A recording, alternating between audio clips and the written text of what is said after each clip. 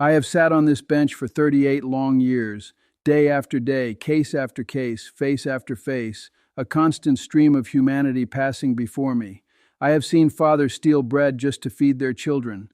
I have watched single mothers break down over something as small as a parking ticket because it was the final straw in a life already stretched too thin.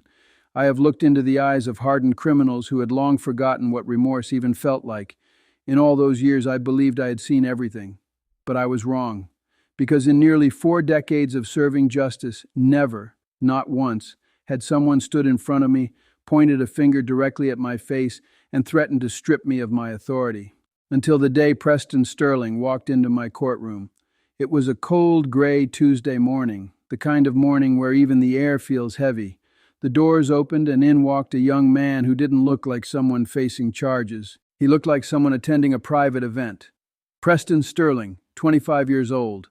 The only son of Senator Robert Sterling, a man whose name carried weight in every corridor of power. Preston didn't walk. He glided, like the courtroom floor belonged to him.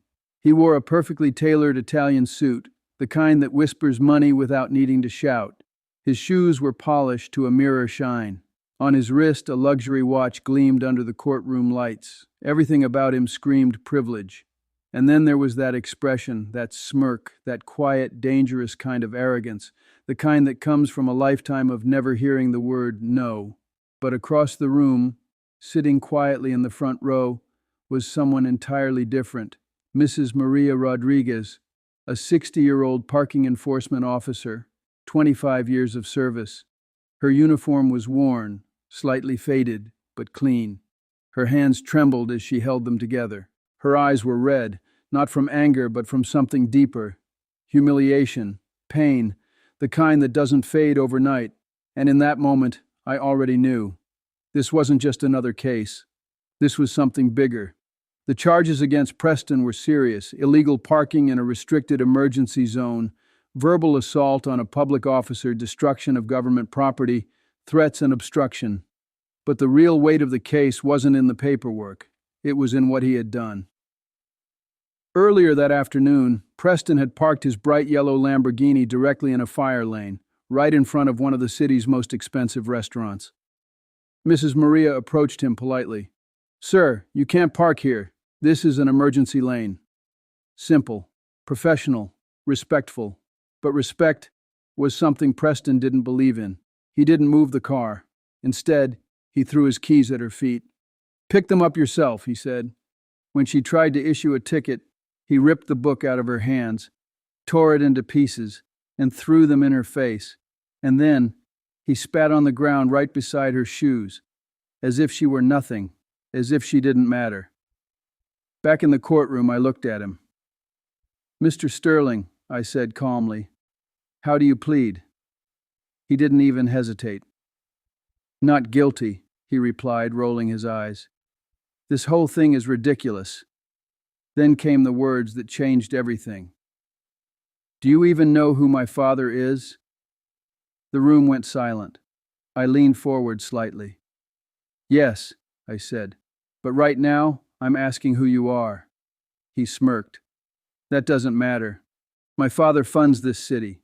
You're wasting time over a parking ticket." Then, without hesitation, he pulled out a checkbook. "How much?" he asked. 500, 1,000, I'll pay it. Let's move on." That was the moment. Not anger, not shouting, just clarity. I looked him dead in the eye and said quietly, "Put the checkbook away. This is a courtroom, not a marketplace." We played the footage.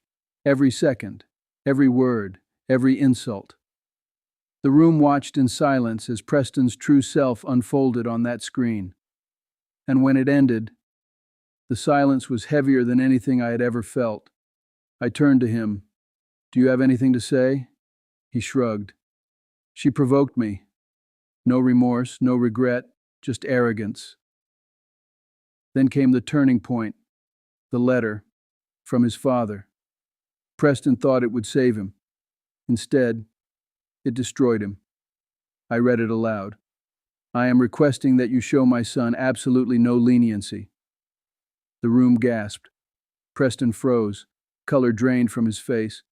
And for the first time, he looked human, not powerful, not untouchable, just scared.